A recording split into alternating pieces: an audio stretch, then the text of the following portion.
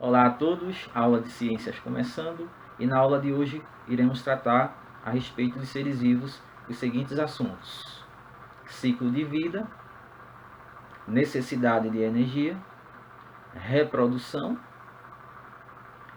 dependência entre os seres vivos, dependência dos seres vivos do ambiente, diferenças e semelhanças entre os ambientes.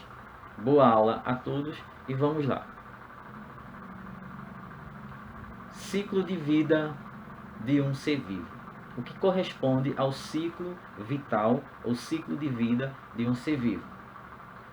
Significa as etapas que todo ser vivo passa por elas ao longo de sua vida. Como a primeira etapa temos o nascimento. Todo ser vivo, ele surgiu de outro ser vivo. Todo ser vivo passou a existir por meio de outro ser vivo que existiu antes dele.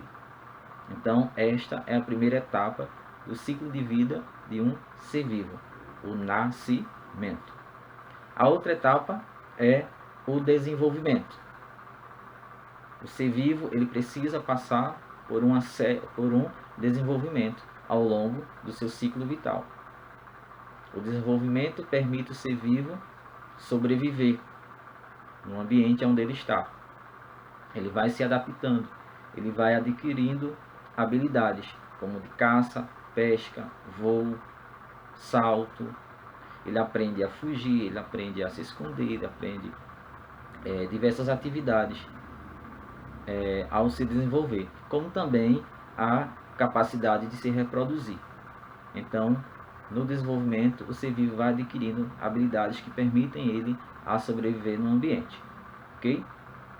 A outra etapa, a etapa final, é a morte. Todos os seres vivos morrem. A morte tem duas situações que eu quero destacar aqui, duas importâncias.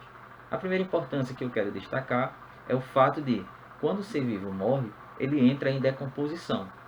E durante a decomposição, enquanto ele vai se decompondo, as substâncias que formavam o corpo dele, e essas substâncias vieram do ambiente, então todas essas substâncias que formavam o corpo dele passam a ser devolvidas novamente para o ambiente, como por exemplo o gás carbônico, o oxigênio, os sais minerais, a água, todo o material que forma o nosso corpo, ao morrermos, ele é devolvido para o ambiente. E assim o ambiente tem condições de ir mantendo a vida, de ir sustentando todo o ambiente. Imagine se não fosse a morte. Todo ser vivo que nascesse não morresse. Então o nosso planeta não iria suportar tantos seres vivos, não teria alimento, não teria nutrientes, substâncias para formarem ali o corpo, né, de todos os seres vivos. O nosso planeta não suportaria tantos seres vivos. Então a morte faz aí essa devolução de nutrientes usado pelo ser vivo ao ambiente, ok? Também outra importância da morte é o controle do número de indivíduos no ambiente. Como eu disse, já pensou se todo ser vivo que nascesse não morresse? Então onde iria sobreviver? Como iria sobreviver tantas espécies no nosso planeta? O nosso planeta ele só consegue suportar uma certa quantidade de ser vivo, uma certa quantidade de vidas. Então, o nosso planeta não teria como sustentar um número quase que infinito de seres vivos, tá certo? Então a morte faz esse controle da quantidade de seres vivos no planeta e devolve para o solo, para o ar e para o ambiente como um todo os nutrientes que um dia aquele ser vivo, quando vivia, utilizou, ok?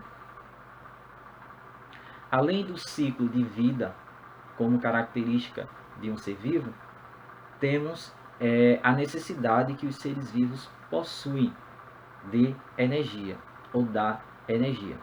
Todo ser vivo precisa de energia. Por quê? Porque todo ser vivo se reproduz. Então todo ser vivo necessita de energia para se reproduzir. Todo ser vivo respira. Então todo ser vivo gasta energia para respirar. O coração, os seres vivos que têm coração, que têm pulmão, constantemente estão funcionando. Esses órgãos estão funcionando. E à medida que eles estão funcionando, eles estão gastando energia. Nós, por exemplo, ao dormirmos, mesmo dormindo, o nosso cérebro, o nosso pulmão, o nosso coração está funcionando, continua funcionando. Ele é como se fosse uma máquina que não para, né? Então, para que ela não pare, para que eles não parem, é necessário ter energia, tá certo? E de onde nós tiramos essa energia? Gente, alguns seres vivos retiram essa energia diretamente do ambiente, tá certo? A nossa fonte de energia é uma estrela chamada Sol, que vocês já conhecem. Então, o Sol é nossa fonte de energia, sendo que apenas alguns seres vivos conseguem transformar essa energia solar em uma energia que possa ser utilizada pelo organismo, que é chamada aí de energia química.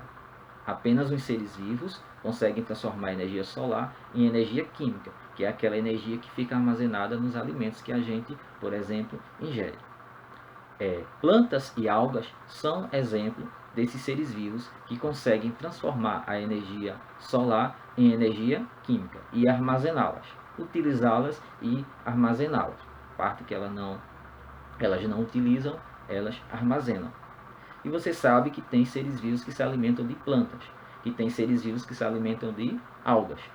Então, a energia que essas algas e que essas plantas transformaram, a energia solar que elas transformaram em energia química, então passa para o corpo dos seres vivos que se alimentarem dela, tá certo? Por exemplo, nós, às vezes, nos alimentamos de seres de plantas, de seres vivos vegetais, de plantas, de frutas, verduras, caules, raízes.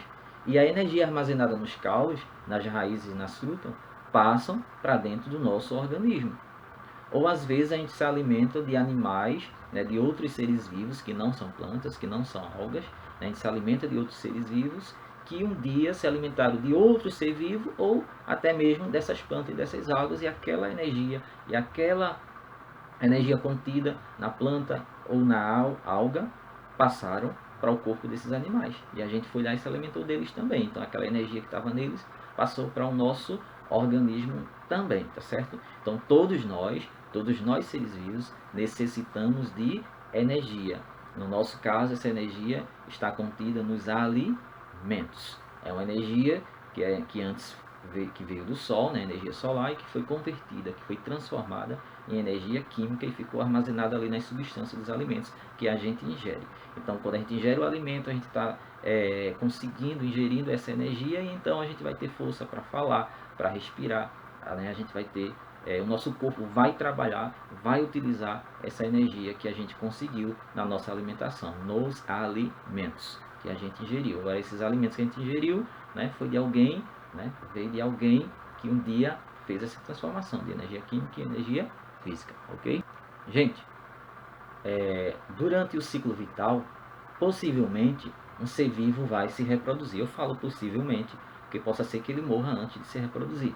Possa ser que a fêmea ou o macho não consiga se reproduzir, seja estéril, né, não seja capaz de gerar filhos. Ou pode vir a morrer antes dessa etapa, ok? Então, a reprodução é de grande importância para o ambiente, para uma espécie de ser vivo. Através da reprodução, o ser vivo ele vai conseguir manter ou dar a continuidade da existência da espécie dele no planeta Terra, no ambiente. Quando um ser vivo morre, então provavelmente, possivelmente, ele deixou outro ser vivo, filho dele, no ambiente. E a existência daquela espécie vai continuar. Já pensou se nós seres humanos, por exemplo, não nos reproduzíssemos? Né? A partir de agora, ninguém mais vai se reproduzir. Pronto. Então o que aconteceria? Daqui a alguns anos, nós desapareceríamos do planeta. A nossa espécie entraria em extinção. Mas por que é que a raça humana não entra, que a espécie humana não entra em extinção? Porque através da reprodução, né, novas pessoas vão surgindo, novos seres humanos vão surgindo, e a gente continua existindo no planeta. E não é assim só com a espécie humana, é assim com todos os seres vivos do planeta. Então a reprodução garante aí que as espécies continuem existindo no planeta. Gente, outra característica importante dos seres vivos é que eles sempre dependem um dos outros. Seja para se reproduzir, a fêmea e o macho precisam um do outro para se reproduzir, por exemplo.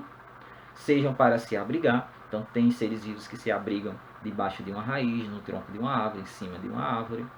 Se abrigam na água, se abrigam no corpo de outros seres vivos, como é o caso dos vermes, como é o caso da pulga, por exemplo, que se abriga no corpo de outros seres vivos.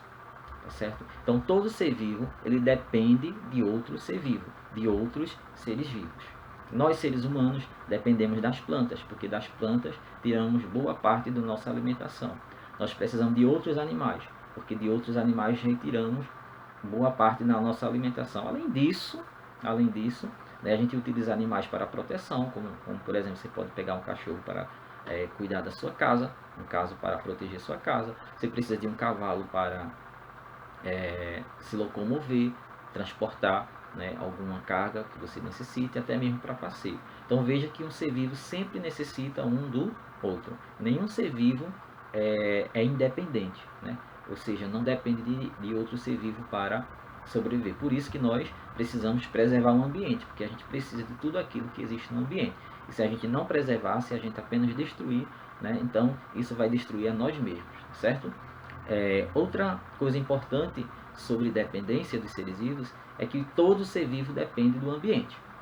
O ser vivo depende da água, da temperatura, do solo, da luz. Então, todo ser vivo, além de depender de outros seres vivos, ele é dependente do ambiente. Ele necessita dos recursos existentes ali no ambiente. Então, todo ser vivo depende um do outro e também depende do ambiente. Gente, a gente sabe que existem diversos tipos de ambientes. Temos os desertos, as florestas, os ambientes aquáticos, etc. Gente, em qualquer um desses tipos de ambiente, vai existir algo semelhante nele. Acontece tanto no deserto quanto na floresta. A seguinte situação: um ser vivo depende do outro. Todos os seres vivos que vivem no deserto dependem um do outro. Todos os seres vivos que vivem em uma floresta também dependem um do outro. Então, essa semelhança sempre existe em todos os ecossistemas, em todos os tipos de ambiente, tá certo? Então, o que é que acontece de semelhante entre todos os ambientes?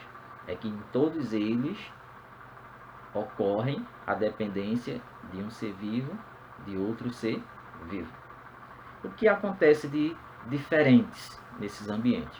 O que é que acontece em um deserto que não acontece em uma floresta ou em uma mata? Gente, o que há de diferente entre todos os ambientes é que um ser vivo está adaptado para determinado tipo de ambiente. Por exemplo, um ser vivo aquático, ele está adaptado a sobreviver na água, ele não conseguiria sobreviver no deserto, na areia ou numa floresta. Um ser vivo que está na floresta, que é de floresta, ele não sobrevive em ambientes aquáticos, em ambientes desérticos. E assim por diante. Então, os seres vivos que vivem em um ambiente é diferente de seres vivos que vivem em outro ambiente. Então, em todos os ambientes tem essas diferenças, que são essas adaptações que cada espécie vai apresentar em seu respectivo ambiente, ok? Então essa foi a aula de ciências de hoje. Espero que tenham gostado. Vocês podem deixar aqui, né, nos comentários suas dúvidas, seus comentários, né? Na medida do possível estarei respondendo aí as suas dúvidas, ok? E também espero que você tenha gostado e que continue aqui assistindo essa aula de ciência conosco, tá certo?